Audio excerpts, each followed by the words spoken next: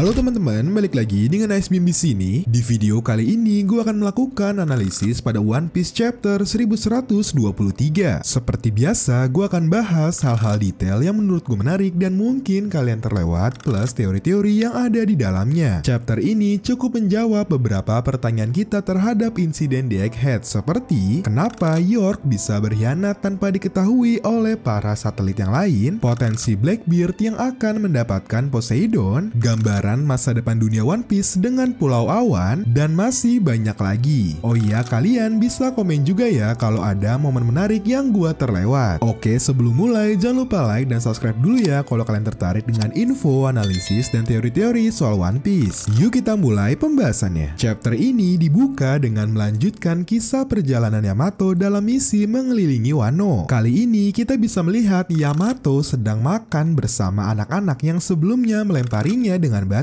Buat yang lupa, alasan anak-anak ini melempari Yamato dengan batu adalah karena Yamato merupakan anak dari Kaido. Momen makan bersama ini akan menjadi kunci untuk memutus dendam yang selalu menjadi masalah di negeri Wano. Karena kalau kalian ingat, salah satu alasan yang memotivasi Orochi untuk berbuat jahat kepada warga Wano adalah balas dendam. Orochi yang berasal dari keluarga Kurozumi selalu ditindas di negeri Wano karena keluarganya telah melakukan kejahatan di masa lalu. Oke, lanjut ke inti cerita ya. Melanjutkan dari chapter sebelumnya, pada chapter ini kita bisa melihat efek haki super kuat dari Joy Boy melalui Emmet. Hal yang cukup menarik pada momen ini adalah hampir seluruh prajurit angkatan laut pingsan. Mereka semua tidak kuat menahan haki milik Joy Boy, termasuk para Vice Admiral. Seraphim yang kondisinya masih dalam wujud anak-anak justru mampu menahan kekuatan haki dari Joy Boy. Hal ini menimbulkan pertanyaan besar, akan sekuat apa Seraphim nantinya? Karena dari pernyataan Dory, haki milik Joy Boy sudah terkonfirmasi lebih kuat dari haki milik Shanks. Hal ini sekaligus memperkuat analisis gua sebelumnya yang mengatakan bahwa sepertinya haki milik Joy Boy adalah batas maksimal kekuatan haki. Karena dalam versi Jepang, Joy Boy menggambarkan hakinya dengan istilah Saidakyu yang artinya peringkat tertinggi. Oke, lanjut ke panel berikutnya di mana kita bisa melihat reaksi Sanji terhadap tindakan Vegapunk. Buat yang bertanya-tanya kenapa Sanji memiliki momen ini bersama Vegapunk, karena pada chapter-chapter sebelumnya Vegapunk telah memberitahu Sanji soal rencananya. Rencana bahwa Vegapunk memutuskan untuk mati. Oke, pada panel selanjutnya kita diajak flashback untuk memahami lebih detail bagaimana Vegapunk memutuskan untuk membuat siarannya. Cerita dimulai dari ditemukannya perubahan data kepadatan partikel neutron yang tidak wajar. Singkatnya, perubahan data ini menunjukkan bahwa ada seseorang yang telah mengambil energi dari Mother Flame. Gampangnya, karena ada energi yang diambil, pencurinya harus melakukan modifikasi data untuk menutupinya. Nah, orang yang bisa melakukan itu hanyalah para satelit dan Vegapunk. Satelit yang langsung dicurigai adalah Lilith. Nah, buat yang bingung kenapa Lilith dicurigai mencuri Mother Flame, karena Lilith diciptakan dari sifat jahat atau evil Vegapunk. Oleh sebab itu, akan sangat mungkin Lilith melakukan tindakan tercela seperti pencurian dan pengkhianatan. Oke, setelah itu mereka bertiga memutuskan untuk mencari tahu siapa pelaku sebenarnya. Dari chapter ini juga akhirnya terjawab kenapa York tidak mengetahui rencana Vegapunk padahal mereka semua terhubung. Nah, ternyata otak dari Vegapunk dan satelit bisa diatur ke dalam mode offline. Nah, gampangnya dalam mode ini mereka akan memutus sinkronisasi otaknya dengan Punk Records sehingga mereka tidak perlu membagikan informasi tentang rencana Vegapunk ke satelit lainnya. Oke, lanjut. Singkat cerita, Pythagoras menemukan pelaku sebenarnya, yaitu York. Nah, mungkin sebelumnya dari kalian juga bertanya-tanya kenapa Vegapunk dan para satelit lainnya tidak bisa mendeteksi pengkhianatan York, padahal kan otak mereka juga saling terhubung dengan Punk Records. Jawabannya dijelaskan pada chapter ini. York sepertinya juga mengatur otaknya ke dalam mode offline. Dia juga memutus sinkronisasi otaknya dengan Punk Records dan menggantinya dengan memberikan ingatan atau memori palsu, sehingga satelit lainnya tidak bisa mendeteksi pengkhianatan York. Nah, pada chapter ini juga terungkap metode yang digunakan York untuk mengirimkan energi Mother Flame ke pemerintah dunia adalah adalah dengan menggunakan si Beast Weapon yang dimodifikasi. Selain memberikan Mother Flame, York juga memberitahu pemerintah dunia bahwa Vegapunk telah meneliti abad kekosongan. Hal ini yang menjadi alasan kenapa Cyberpol terus-menerus mengejar Vegapunk. Dalam momen ini, Vegapunk benar-benar menyesal telah menuduh Lilith. Dia juga menyesal karena sudah menciptakan satelit yang berasal dari sifat greedy atau serakah. Sifat serakah milik York adalah akar dari pengkhianatan yang dilakukannya. York memutuskan untuk berkhianat karena ingin menjadi Celestial Dragon. York serakah ingin mendapatkan kekuasaan dan status yang lebih tinggi. Untuk mewujudkan keserakahannya, York membuat perjanjian dengan Gorosei dengan memberikan Mother Flame sebagai alat tukar untuk menjadikannya Celestial Dragon. Oke, lanjut ke panel berikutnya di mana Vegapunk menyimpulkan bahwa energi Mother Flame yang dicuri digunakan untuk mengaktifkan senjata kuno. Vegapunk menjelaskan bahwa pemerintah sepertinya memiliki salah satu dari 3 senjata kuno. Kita tahu bahwa Pluton ada di Wano dan Poseidon adalah Shirahoshi yang berada di Fishman Island. Jadi kemungkinan besar senjata kuno yang dimiliki pemerintah dunia adalah Uranus. Nah, ngomong-ngomong soal senjata kuno, dari momen ini dan salah satu momen pada chapter sebelumnya, sepertinya Oda telah mempersiapkan pihak kedua yang akan mendapatkan salah satu dari senjata kuno yang kemungkinan besar adalah Blackbeard. Karena kita tahu bahwa Caribou akan memberikan informasi soal Pluton dan Poseidon kepada Blackbeard. Nah, menurut gua senjata kuno yang akan didapatkan Blackbeard adalah Poseidon. Gua akan coba jelasin alasannya. Oda, kalau kalian perhatiin, secara tidak langsung selalu membangun konflik antara Luffy dan Blackbeard. Oda ingin membuat Luffy memiliki motivasi yang kuat untuk mengalahkan Blackbeard. Pertama, Oda membuat Blackbeard menjadi akar penyebab kematian Ace karena seperti yang kalian tahu, Blackbeard adalah orang yang menyerahkan Ace kepada Angkatan Laut. Selain itu, kalau kalian ingat-ingat, karakter-karakter yang selama ini diganggu oleh Blackbeard adalah orang yang dekat dengan Luffy. Dari mulai Hancock, Kobe yang diculik, dan Garp dan Law yang hampir dibunuh. Nah, dari pola itu akan sangat masuk akal kenapa menurut gua Blackbeard akan mendapatkan Poseidon dengan menculik Shirahoshi. Kita tahu bahwa Luffy punya hubungan yang sangat dekat dengan Shirahoshi. Hal ini akan jadi motivasi baru buat Luffy untuk mengalahkan Blackbeard. Nah, pertanyaan selanjutnya, tapi Bang, Shirahoshi kan makhluk hidup, bukannya susah ya ngontrolnya? Karena pasti Shirahoshi nggak akan patuh sama Blackbeard. Itu betul banget. Oleh sebab itu, perang Levitt akan penting banget di sini. Levitt punya kemampuan hipnotis yang pernah dia tunjukkan untuk membuat para prajurit Angkatan Laut membuka Gate of Justice pada arc Marineford. Mungkin Levitt akan menghipnotis Shirahoshi untuk mengontrolnya. Menurut gua, Pluton akan lebih tepat jatuh ke tangan Luffy. Pertama, karena Franky pernah melihat rancangannya, sehingga lebih mudah untuk topi jerami memahami senjata itu. Selain itu, Lilith saat ini berada di kapal bajak laut topi jerami. Lilith mungkin akan membantunya untuk menggunakan energi Mother Flame untuk mengaktifkan Pluton. Oke, anyway, kita kembali ke momen Vegapunk di mana dia akhirnya memutuskan untuk membuat siarannya agar ketika dia mati, hasil penelitiannya tentang abad kekosongan bisa disebarkan ke seluruh dunia. Sebelum menghapus ingatannya, Vegapunk menuliskan sebuah pesan yang bertuliskan kalau ingatannya selama 2 minggu sudah dihapus. Pemerintah dunia sudah mengetahui bahwa Vegapunk telah melakukan penelitian abad kekosongan dan akan segera memburu dan membunuhnya. Vegapunk juga menulis kalau dia sudah melakukan pencegahan, jadi cukup percaya aja. Nah, selain itu, pada momen flashback ini juga terungkap salah satu teknologi Vegapunk yang bisa membuat pulau awan. Vegapunk mengatakan bahwa teknologi ini akan jadi kunci untuk menyelamatkan manusia di masa depan. Nah, tiba-tiba gue jadi mikir, apakah mungkin pulau langit seperti Skypiea adalah pulau buatan yang dibuat dengan teknologi yang sama pada abad kekosongan? Tujuannya juga sama, yaitu menghindari tragedi banjir dan tenggelamnya pulau-pulau pada abad kekosongan. Oke, lanjut ke bagian akhir dari chapter ini, di mana kita bisa melihat selebrasi Usopp dan para Giant serta rencana mereka menuju Elbaf. Apakah ini artinya arc Egghead sudah selesai? Jujur menurut gua belum, karena kalau kalian perhatiin, Emmet, Saturn, dan puluhan ribu angkatan laut masih hidup. Sepertinya proses pengejaran ini akan terus berlanjut. Gimana menurut kalian tentang teori dan analisis pada chapter ini? Masuk akal nggak? Coba komen ya. ya. Coba share juga pendapat kalian tentang arc Egghead. Bagus nggak? Coba komen juga ya. Terima kasih sudah nonton video ini. Jangan lupa like, comment, share, dan subscribe supaya gue makin semangat bikin video.